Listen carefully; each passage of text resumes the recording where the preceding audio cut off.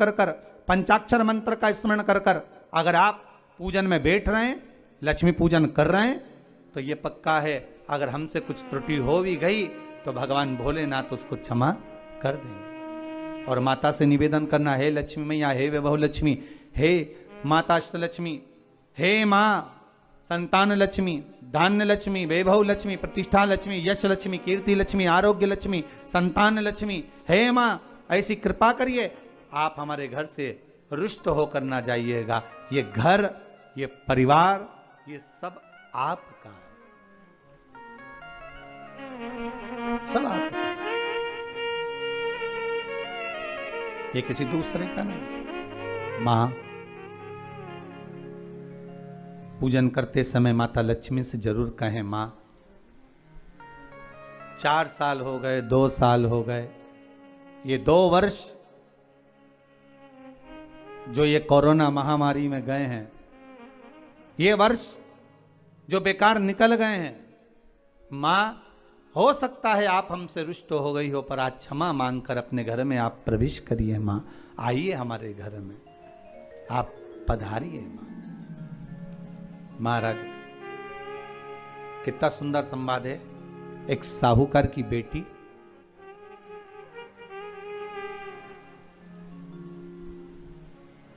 साहूकार की पुत्री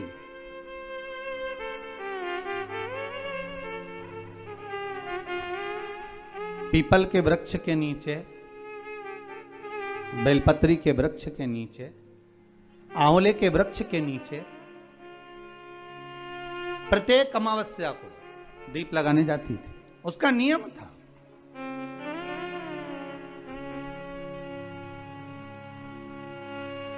साहूकार की पुत्री प्रत्येक अमावस्या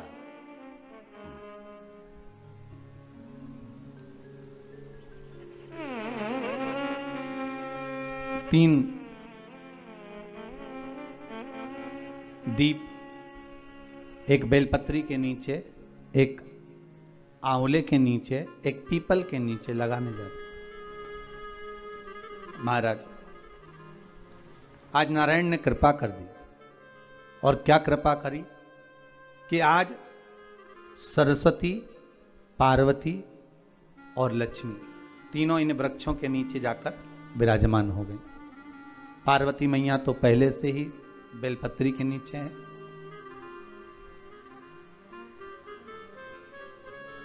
स्वयं सरस्वती मैया, लक्ष्मी मैया आंवले और पीपल के नीचे विराजमान हो गई। अब आज तीनों देवियों में बात हो रही है, आज तीनों देवियों में चर्चा हो रही है कि यदि आज अगर कोई दीप लगाने आया और पहला दीप जिसका लगेगा, तो ये पक्का है कि मैं लक्ष्मी उसके घर में प्रवेश करूंगी।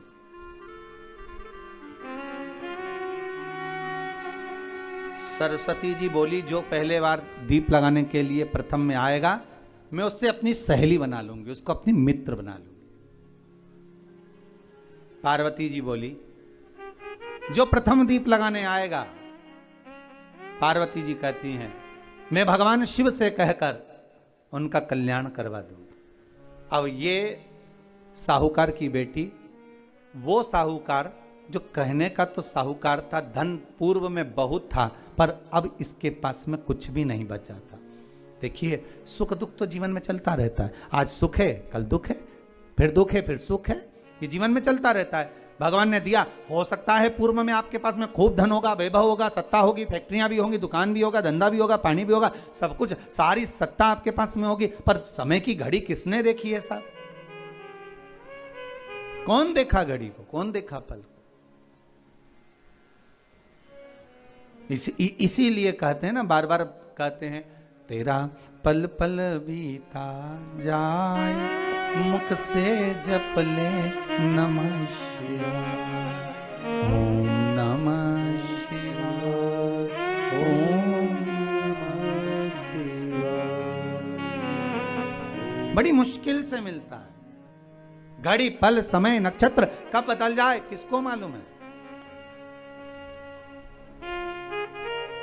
आज साहूकार के जीवन में था साहूकार, कहने का, पर धन नहीं था, वैभव नहीं था, सब समाप्त हो गया था, कहीं पैसा चले गया, लग गया।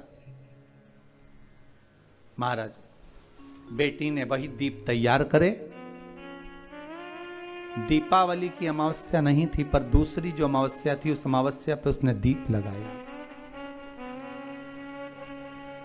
जैसे दीप लगाया, 3 देवियों ने आवाज लगाई, अरे सखी सुनो तो। साहूकार की बेटी बोली, किसकी आवाज आ रही है? अरे सखी सुनो तो। सखी ने कहा, क्या बात है?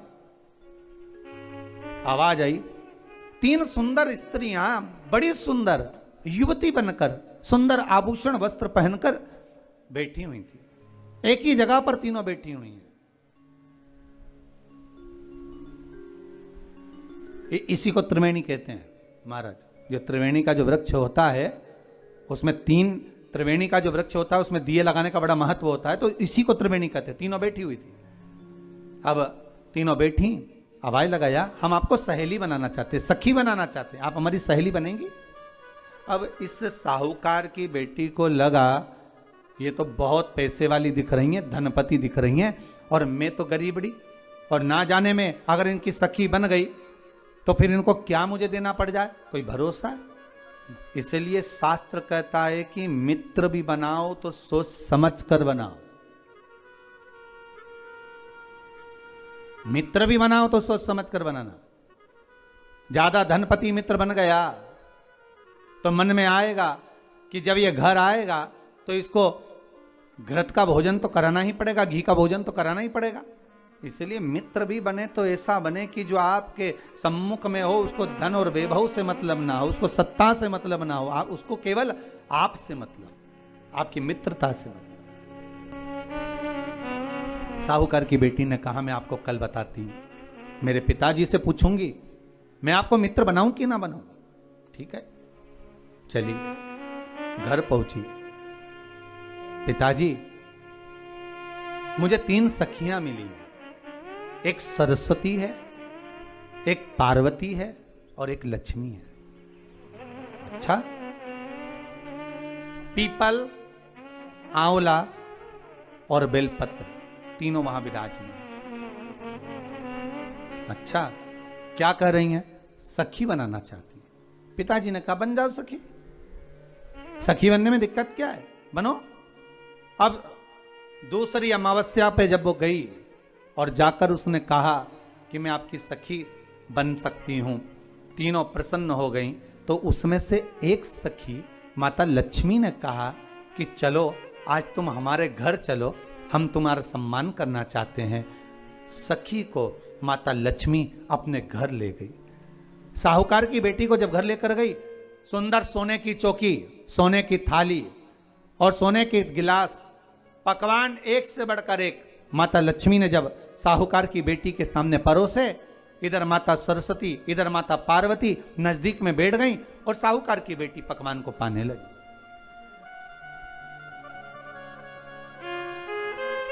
साहूकार की बेटी पकवानों को पा रही है, भोजन ग्रहण कर रही है। अब भोजन करने के बाद साहूकार की बेटी चली गई। अब जाते से ही माता लक्ष्मी जी ने कहा, सुनो सखी, अगली जो अमावस्या आ रही है, आपको मालूम है वो कौन सी अमावस्या है? नहीं। कहा, दीपमालिका, दीपावली की अमावस्या, आपको मालूम है? ओहो, पर एक बात हम आपको कहें। लक्ष्मी जी बोली, एक बात हम आपको कहें। हाँ बोलिए। हम चाहते हैं इस अमावस्या को आप हमारे घर आई हो, अगली अमावस्या को हम आपके घर आना चाहते हैं। क्या आप हमें बुलाएंगी? सखी ने कहा, साहूकार की बेटी बोली, अगर आपका मन है आने का तो आप आओ, मना नहीं है। साहूकार की बेटी हूं मैं। लक्ष्मी जी ने मन में सोचा, ठीक है, तैयारी करो। आज साहूकार की बेटी घर पहुंची तो पिताजी ने पूछा, बेटी आज बहुत देर हो गई तुझे आने में, कहां रह गई थी तू, कहां रह गई तू? बेटी कहती है, 3 सखियों के घर गई थी, आने में देरी हो गई, पर मेरी सहेली माता लक्ष्मी जी कह रही हैं कि अमावस्या के दिन मैं तुम्हारे घर में आऊंगी। तो पिताजी ने कहा उसमें क्या दिक्कत है, तैयारी करो। तो पिताजी घर में अपने खाने के लिए तो कुछ नहीं, तो माता लक्ष्मी को क्या खिलाएंगे। कई लोग कहते हैं कि दीपावली पे ना तो हमारे यहाँ घी है, ना हमारे यहाँ तेल है, ना हमारे यहाँ कपास है, ना हमारे यहाँ पर मिठाई बन रही है, ना हमारे यहाँ अच्छे वस्त्र हैं, हम क्या पहने माता लक्ष्मी को रिझाने के लिए। पर शिव महापुराण की कथा कहती है अगर आपका भरोसा, आपका विश्वास, आपकी दृढ़ता परमात्मा के चरणों में लगी है तो परमात्मा लक्ष्मी पूजन की व्यवस्था भी वही कर देगा कि लक्ष्मी जी का सम्मान कैसे करना, आदर कैसे करना। घर में बच्चों का विवाह होता है, टेंशन आपको होता है, परमात्मा पर छोड़ दो, भगवान विवाह कराने वाला होगा, भगवान पाणिग्रहण संस्कार कराएगा, भगवान व्यवस्था करेगा। क्योंकि जन्म उसी ने दिया है तो मृत्यु भी वही देता है, जन्म उसी ने दिया है तो पाणिग्रहण संस्कार भी वही करा देता है। क्यों सोचना। साहूकार ने कहा बेटी तो इतनी जल्दी हिम्मत हार गई कि तेरे घर में कुछ नहीं है। गाय का गोबर ला, लीपन कर, घर को पोंछ, कचरा उठाकर बाहर फेंकिया। पिताजी घर में तो कचरा भी नहीं है कि जिसका प्रयोग करा जाए, कचरा उठाकर बाहर फेंकिया। चौक पिताजी चौक पूरने के लिए तो मेरे पास में कुछ है ही नहीं, जो दीवार पर पोत रही है वही मिट्टी को पोत दे, चौक पूर दे। उनके घर गई थी, सोने की चौकी पर सुंदर आनंदमय भाव से बिठाया है मुझे, सुंदर सोने की थाली में भोजन कराया है मुझे, अब मैं क्या दूं। पिताजी कहते हैं अगर लक्ष्मी आपकी सहेली अगर आ रही है, बड़ी धनपति है, तो व्यवस्था भी वही करेगी। अब लक्ष्मी तो जाने की तैयारी में, सरस्वती उनके साथ जाने की तैयारी में, पर माता पार्वती नहीं गई। माता पार्वती ने कहा आज मैं नहीं जाऊंगी। क्यों? आज मुझे अमावस्या का दिन है ना, इसलिए बेलपत्री के पेड़ के नीचे मुझे रहना पड़ेगा। तो माता पार्वती बेलपत्र के पेड़ के नीचे रुक गई। अब ये दोनों जाने के लिए तैयारी करी, लक्ष्मी और सरस्वती जाने लगी, साथ में उन्होंने गणेश जी को ले लिया, रिद्धि सिद्धि को ले लिया और साहूकार के यहाँ जा रही हैं। जैसे ही साहूकार के यहाँ जा रही थी, इतनी देर में माता पार्वती को लगा कि इसके पास में जिमाने के लिए, रखने के लिए कुछ नहीं है। माता पार्वती ने एक चील का रूप लिया और उड़ती हुई एक राजकुमारी के हार को, रतन जड़ित हार को लेकर मां पार्वती गई और साहूकार के घर में उस फेंक दिया। साहूकार के दरवाजे पर जैसे फेंका, बेटी ने झाड़ू लगाते समय देखा कि कचरा, ये हार कहां से आ गया। पिताजी को दिखाया, अल्लाह मैं जाऊं, और साहूकार लेकर गया हार को। जो सेठ को दिखाया, महाराज ये हार तो करोड़ों का है, कोई साधारण नहीं। धन मिला तो सबसे पहले जाकर एक सुंदर चौरंग लाया, पाटा लाया, उस पाटे पर सुंदर वस्त्र बिछाया और माता लक्ष्मी के आदर की तैयारी के लिए सुंदर सुंदर घर में पकवान बनने लगे साहब। और सुंदर सुंदर पकवान बने। जैसे ही लक्ष्मी घर में प्रवेश करी, सरस्वती प्रवेश करी, गणेश प्रवेश करे, रिद्धि सिद्धि प्रवेश करी, लक्ष्मी जी ने पहला संबोधन कहा, क्यों सखी, तू तो कह रही थी कि मेरे पास में कुछ भी नहीं, फिर इतना सारा सामग्री कहां से आ गई। सखी कहती है, मेरे पिताजी कहते थे जिसके मंदिर में दिया लगाया है, जिस वृक्ष के नीचे दिया लगा कर आई है, जहां जिस देवता को पूछ कर आई है, विपदा की घड़ी में वही देवता आकर खड़े होते हैं। ना जाने कहां से हार मिल गया, ना जाने कब प्रसाद बन गया। लक्ष्मी जी ने ध्यान लगा कर देखा कि पार्वती क्यों नहीं आई थी। समझ में आ गया कि एक सखी पूरी व्यवस्था करने में लग गई थी। ऐसी है मेरी माँ लक्ष्मी, ऐसी है माँ पार्वती, ऐसी है माँ सरस्वती।